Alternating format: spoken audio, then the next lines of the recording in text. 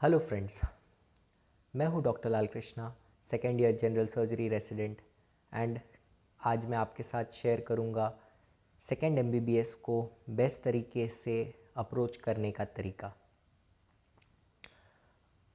ये मेरा एक्सपीरियंस रहा है और कुछ जो चीज़ें मुझसे मिस हुई हैं, जो इम्पोर्टेंट है, वो मैं आपके साथ शेयर करूंगा और मुझे उम्मीद है कि इससे आपका बेस्ट आउटकम निकल सकता है।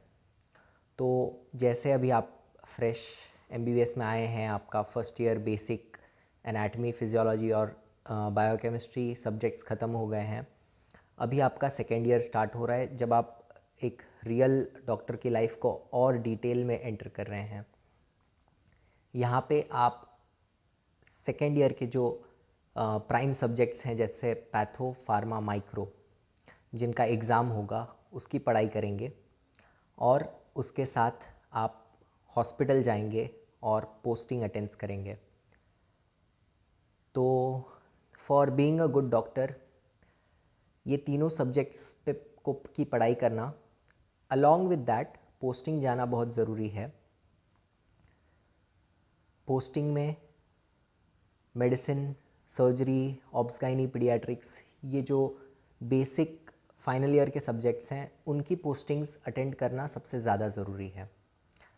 तो we'll start with the basics of second year, जो कि एग्ज़ाम वाले सब्जेक्ट्स हैं, and along with that we will discuss about how we can manage the posting and the study and the balance between them.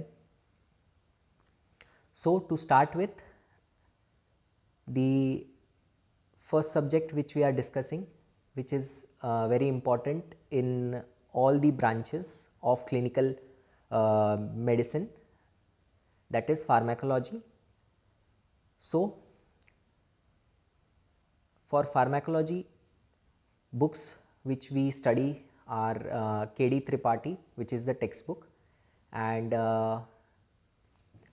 along with that what we can study is Gobind Rai Garg sir के either notes और उनका जो review of pharmacology है वो, या फिर उसके साथ उसकी जगह पे हम प्रेपलैडर या फिर मैरो या फिर किसी और कोचिंग के फार्मैक के नोट्स साथ में किसी भी एक ऑथर के पढ़ सकते हैं।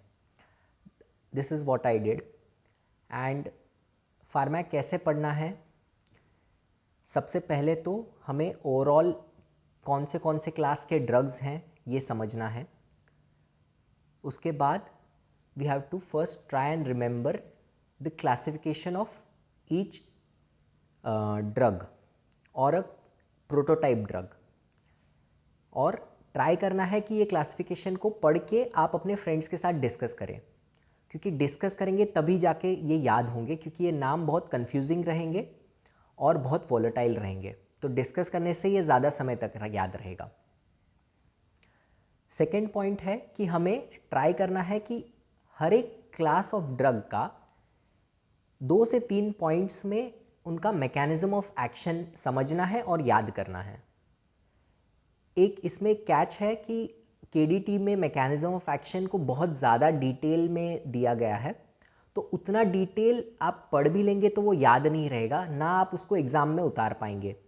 तो ये ध्यान से करना है कि जो नोट्स हैं उनमें उसका मैकेनिज्म 2 से 3 लाइन में दिया हुआ है, बस उतना भी अगर आप पढ़ लें और याद कर लें तो वो बहुत फ़ायदे में रहेगा, याद भी ज़्यादा समय के लिए रहेगा और एग्ज़ाम में भी काम आएगा।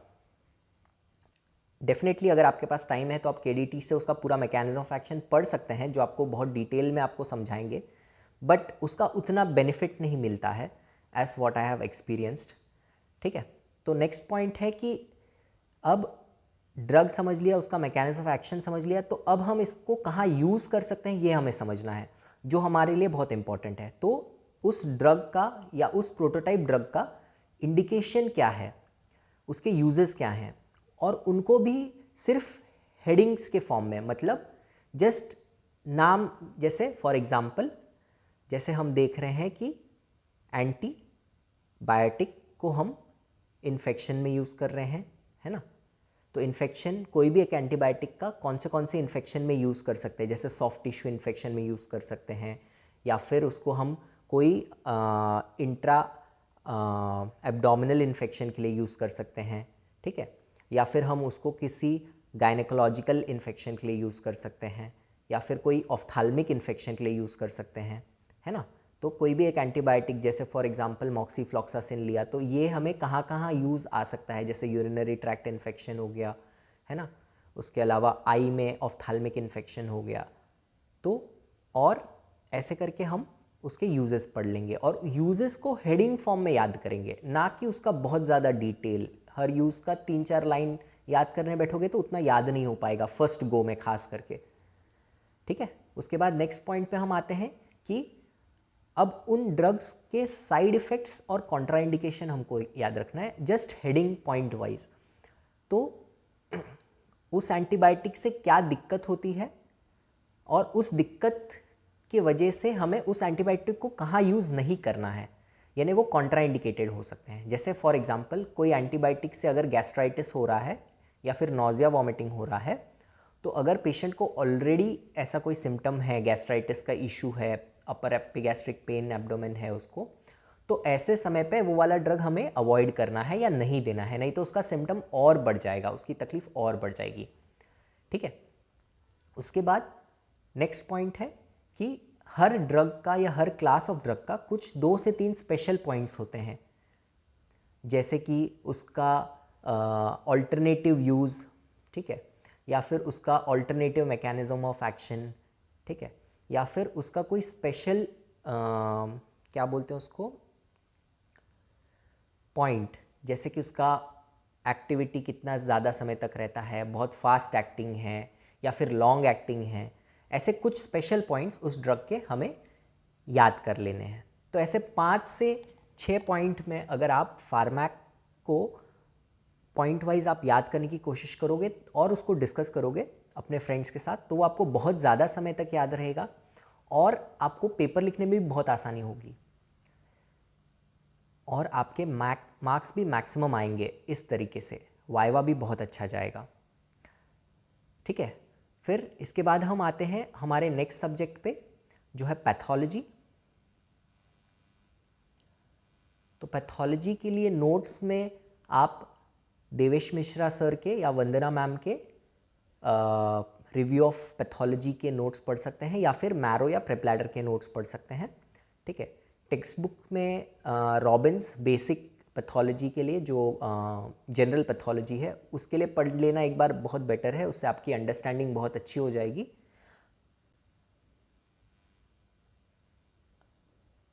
रॉबिन्स का basic pathology for the better understanding. अगर वो नहीं हो पा रहा है तो हर्षमोहन भी आप पढ़ सकते हैं, it is also a very good book. और स्पेशली फॉर सिस्टमिक पैथोलॉजी अगर आपके पास समय कम है तो नोट्स के साथ हर्षमोहन भी आप सिस्टमिक पैथोलॉजी के लिए अगर पढ़ लेंगे तो कोई दिक्कत नहीं है। देन पैथोलॉजी में आपको कैसे पढ़ना है और क्या ध्यान रखना है कि पैथोलॉजी में कुछ बेसिक टर्मिनोलॉजीज़ हैं for the gross finding of the pathology and the microscopic finding of the pathology. इसको आप हर चैप्टर में देखेंगे तो इसको रीड करिए और मेमोराइज करने की कोशिश करिए सेपरेटली, क्योंकि ये आपको पैथो के एग्ज़ाम में काम आएगा, प्लस ये आपको फाइनल ईयर में भी काम आएगा जब आपको कोई टॉपिक को सर्जिकल या फिर गायनेकोलॉजिकल पॉइंट ऑफ व्यू से आपको एक्सप्लेन करना रहेगा। ये हो गया जो बेसिक पैथोलॉजी है from practical point of view and from final year point of view. और जो पैथोलॉजिकल प्रोसेस है उसको एक स्टोरी के फॉर्म में, एक फ्लो चार्ट के फॉर्म में समझने की कोशिश करिए और उसको ट्राई करिए कि अपने पास एक डायग्राम बना ले, उसका एक फ्लो चार्ट बना ले अपने नोट्स, तो वो आपको बार बार रिवाइज करने में आसानी जाएगी एंड उसको आप अपने फ्रेंड्स के साथ भी डिस्कस कर सकते हैं, तो वो ज़्यादा समय तक याद रहेगा। देन हमको ये ध्यान रखना है कि टॉपिक को हमें clinical feature of the disease के साथ याद करना है। फॉर एग्जांपल जैसे अगर कोई कार्डियक पैथोलॉजी है तो पेशेंट को उस तकलीफ़ की वजह से क्या सिम्टम आ सकते हैं, जैसे चेस्ट पेन आ सकता है, एफर्ट इंटॉलरेंस आ सकता है, मतलब काम नहीं कर पा रहा है ना, या फिर उसको सांस लेने में दिक्कत हो रही है। तो पैथोलॉजी को उसके सिम्टम के साथ याद करेंगे, क्लिनिकल फीचर्स के साथ याद करेंगे तो वो ज़्यादा समय तक याद रहेगा, प्लस आपका मेडिसिन का और सर्जरी का यानी क्लिनिकल सब्जेक्ट्स का आपका तैयारी यहीं से शुरू होने लगेगा, क्योंकि यही आपको फाइनल ईयर में पूछा जाने वाला है, ठीक है। तो और याद भी ज़्यादा रहेगा, तो टॉपिक को क्लिनिकल फीचर्स के साथ जोड़ के याद करना है, ठीक है। उसके बाद अगर पॉसिबल है तो 2 से 3 लाइन में उस पैथोलॉजी का क्या ट्रीटमेंट होगा ये आप पढ़ लीजिए और समझ लीजिए। फॉर एग्जांपल जैसे कार्डियक इशू है तो वो ड्रग से कोई ठीक होने वाला है या फिर उसके लिए सर्जरी इंडिकेटेड है, ये आपको समझ जाएंगे देख के एक बार 1-2 लाइन में, तो वो आपको बहुत फ़ायदा करेगा as a clinician also and as a second year MBBS student also, ठीक है। तो इस तरीके से आप अगर पैथो पढ़ेंगे तो it will be very easy and it will be very helpful for the final year preparation also. Then we come to micro, which is the third subject in our second year MBBS, and most of us have read Anant Narayan, but I personally feel that Anant Narayan is not a very properly organized book, or we say not properly presented book rather, and it becomes very difficult for it to get consolidated and remember it during the exam times. So I started with Anant Narayan, and then I found another book by the name of Apurva Shastri, and the wonderful thing is ki this author has textbook and also the review book for the NEET PG. So along with that he has very good diagrams and flow charts in comparison to Anant Narayan. Diagrams and tables, sorry, not flow charts, tables for the lab diagnosis, which is the most important aspect of microbiology. So Apurva Shastri is a wonderful book. I have personally read it and I had very good marks with help of Apurva Shastri, and I feel that it is a better book. You can compare yourself and find it yourself. And for parasitology, Panikkar is a alright book, and even parasitology you will be getting in the review of microbiology by Apurva Shastri. You will get the basic content, and Panikkar for parasito as a textbook. So how to read microbiology? First of all, first and foremost thing, we have to understand that microbiology is a limited part of all the clinical subjects when it comes to infections, and you will also study a little bit of it in the pathology. So we have to understand that for any infection, be it bacteria, virus, or a fungi or a parasite, the lab diagnosis is the most important part which has to be remembered in the microbiology. Lab diagnosis like हम इस बीमारी को कैसे पकड़ने वाले हैं, ठीक है। Then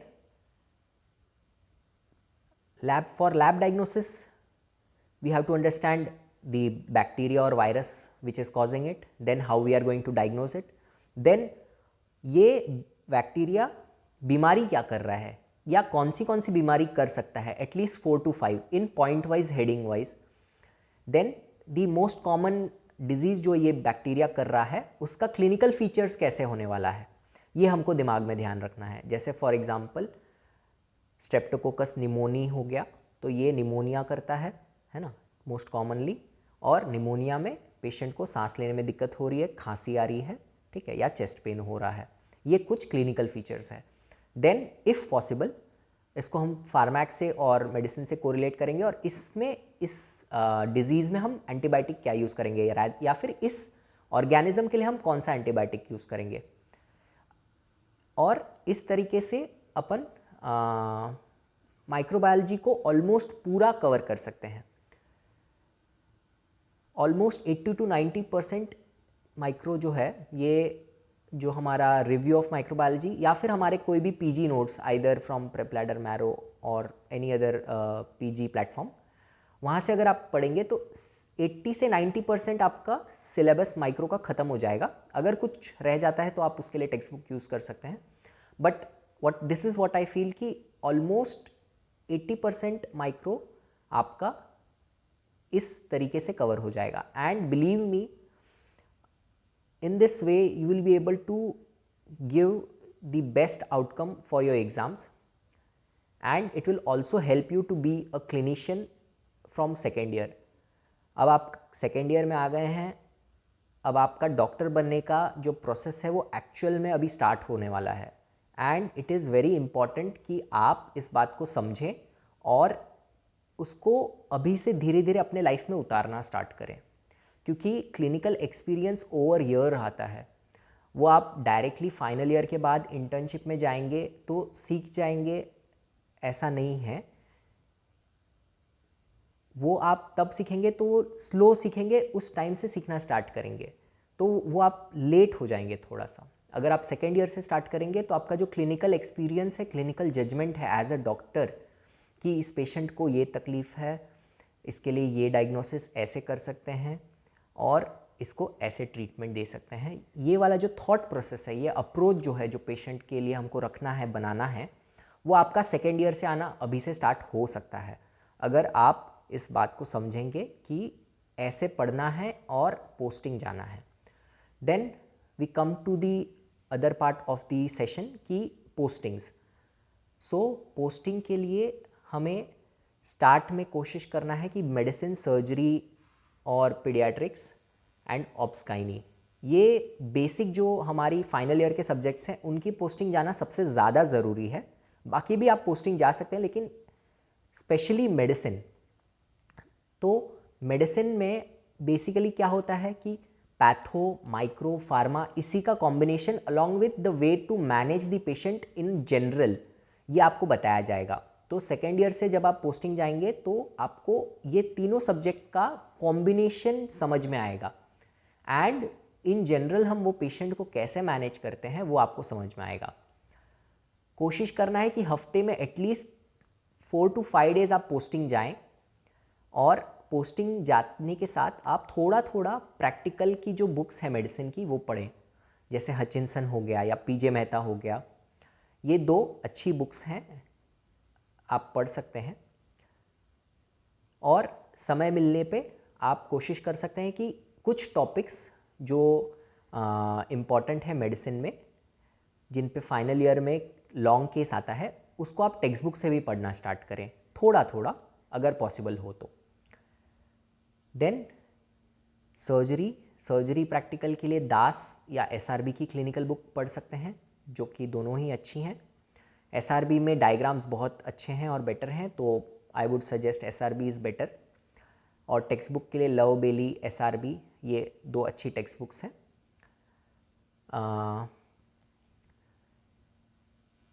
then we come to paediatrics, जिसके लिए प्रैक्टिकल्स के लिए छेड़ा करके बुक है या लक्ष्मण स्वामी करके बुक है. एंड टेक्स्ट बुक आपके पास घाई, ये आप ले सकते हैं. देन फॉर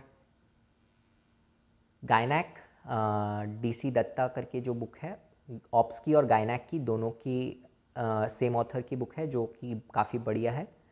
ये आप ले सकते हैं for theory and practical both, it will be more than sufficient. And ortho के लिए महेश्वरी. तो ट्राई टू अंडरस्टैंड कि पोस्टिंग जाना हमारे लिए बहुत ज़रूरी है. From second year itself it will give you an extra edge over others जो नहीं जा रहे हैं. ये मेरा पर्सनल एक्सपीरियंस रहा है. And it will also help you to perform well in your entrance exam, because आज के डेट में मैक्सिमम क्वेश्चंस क्लिनिकल ओरिएंटेड आ रहे हैं. तो अगर आप पोस्टिंग्स जा रहे हैं और थोड़ा थोड़ा अभी से पढ़ रहे हैं all the subjects, second year subjects and final year subjects, then it will be very easy for you to perform well in the entrance exam and आपको स्ट्रेस भी ज़्यादा नहीं आएगा. then इसके अलावा आपको अगर कोई और डाउट्स होगा तो आप डेफिनेटली मुझसे पूछ सकते हैं ऑन टेलीग्राम या फिर on YouTube itself. then we come to balancing life which is very important in second year. जैसे आप सब जानते हैं कि सेकेंड ईयर आपका हनीमून पीरियड होता है जिसमें सब मज़े करते हैं और फिर आखिरी के एग्ज़ाम के 1 महीना पहले बहुत सारा पढ़ाई करना पड़ता है और फिर कुछ तो घुसा के दिमाग में उल्टी करके आते हैं और फिर पास हो जाते हैं, लेकिन उसमें मज़ा नहीं आएगा। थोड़ा थोड़ा शुरू से पढ़ना स्टार्ट करेंगे, be it 1 hour, be it half hour from the starting itself, ये आपको बहुत अच्छा आउटकम देगा। बाकी टाइम में आप अपना थोड़ा हेल्थ का ध्यान रखें, स्पोर्ट्स खेलें, वॉक करें, और स्ट्रेस हैंडलिंग के लिए, स्ट्रेस मैनेजमेंट के लिए अभी से तैयारी स्टार्ट करें, ताकि आपका फाइनल एग्ज़ाम का और जो एंट्रेंस एग्ज़ाम का जो स्ट्रेस है और आगे का जो काम का स्ट्रेस होने वाला है, उसके लिए आप बैलेंस्ड लाइफ प्रिपेयर करते जाएं। बैलेंस्ड लाइफ के लिए जैसे हेल्थ हो गया तो एक्सरसाइज कर रहे हैं, वॉक कर रहे हैं, डाइट ट्राई करिए कि हेल्दी खाइए, बहुत ज़्यादा बाहर का मत खाइए, फ्रूट सैलेड्स अपने डाइट में ऐड करते जाइए, और कोशिश करिए कि अपने पढ़ाई के साथ दिन में 10 से 15 मिनट कोई सेल्फ हेल्प बुक या फिर कोई स्पिरिचुअल बुक पढ़ने का एक बहुत इम्पॉर्टेंट एस्पेक्ट है लाइफ में, जो मैं अपने कोचिंग डेज से 11-12 से पढ़ रहा हूँ और उसका मुझे बहुत ज़्यादा बेनिफिट मिला है। तो मैं सबको रेकमेंड करूँगा कि जो भी फेथ गॉड में वो बिलीव करते हैं, बीट हिंदू, मुस्लिम और क्रिश्चियन, जैसे गीता, कुरान, बाइबल, कोई भी स्पिरिचुअल बुक या फिर कोई सेल्फ हेल्प बुक, ये आप डेली बेसिस पे 5 से 10 मिनट्स पढ़ें, तो it will help you in building more focus, more memory, more concentration and better outcomes। और भी काफ़ी सारे पॉइंट्स हैं जो मैं आपको बताना चाहता हूँ, वो किसी और दिन हम डिस्कस करेंगे, लेकिन ये सारी चीज़ों से बहुत फ़ायदा होता है and it will give you a balanced life. Believe me, it works wonders, and आपका स्ट्रेस मैनेजमेंट लेवल भी एक नेक्स्ट लेवल पे पहुँच जाएगा and you will have an edge over others. So I hope this video will be very helpful and you will be able to do very good in your second MBBS and life ahead. Thank you for watching. Please like, share and subscribe, and discuss it with your friends, and let me know if you have anything, and we'll meet soon in another video, and thank you for watching. Good day.